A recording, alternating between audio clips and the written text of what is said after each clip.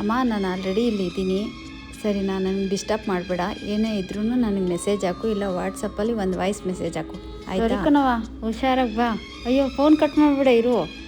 ಏನಿಲ್ಲ, T V remote ಎಲ್ಲಿಟ್ಟಿದ್ಯಾ ಒಂಚೂರು ಹೇಳ್ಬಿಡವ. T V ಪಕ್ಕದಲ್ಲೇ ಇರುತ್ತೆ ನೋಡಮ್ಮ. ಸರಿ ಫೋನ್ ಕಟ್ ಮಾಡ್ತೀನಿ. ಹೊರಗಡೆ ಬಂದ್ರೂ ನೆಮ್ಮದಿನೇ ಇರೋಲ್ಲ. 2 ದಿನ ನೆಮ್ಮದಿಯಾಗಿ ಆರಾಮಾಗಿ ಹೋಗ್ಬೇಕಪ್ಪ ಇದ್ದು.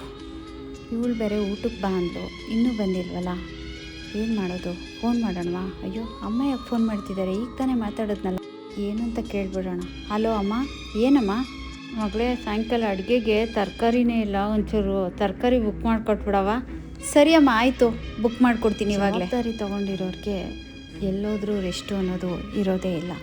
ಎಲ್ಲೋದ್ರೂ ಕೆಲಸ ಮಾಡಲೇಬೇಕು. ಫಸ್ಟು ತರಕಾರಿ ಬುಕ್ ಮಾಡಿಬಿಡ್ಬೇಕು, ಇಲ್ಲ ಅಂದರೆ ಇನ್ನೊಂದು 5 ಸತಿ ಫೋನ್ ಮಾಡಿಬಿಡುತ್ತೆ ಅಮ್ಮ. ಏನೇನು ಬೇಕಪ್ಪ? ಸರಿ, ಆರ್ಡ್ರ್ ಆಗಿದೆ, ಹೆಂಗಿದ್ರು ಮನೆಗೆ ಹೋಗುತ್ತೆ, ಆಮೇಲೆ ಅಮ್ಮನೇ ಫೋನ್ ಮಾಡ್ತಾರೆ. ಇವತ್ತು ನಾನು ಬಿಸ್ನೆಸ್ ಕಡೆ ಗಮನನೇ ಕೊಟ್ಟಿಲ್ಲಲ್ಲ.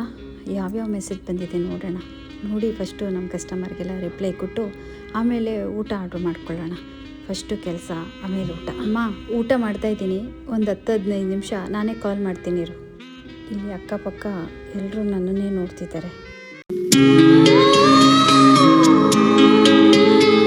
ನಮ್ಮನೇಲಿರೋ ಮಕ್ಕಳು ಎಷ್ಟು ಕಿತ್ತಾಡ್ತಾ ಇದ್ದಾರೋ ಏನು ಕತೆನೋ.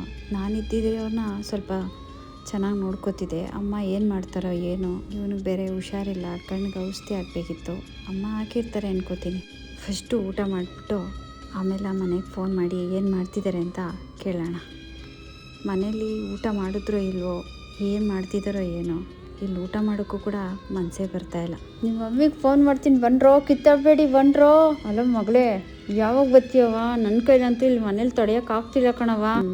ಬೇಗ ಬಂದ್ಬಿಡವ, ನಂಗೆ ಯಾಕೋ ಬೇಜಾರಾಯ್ತದೆ ಕಣವ.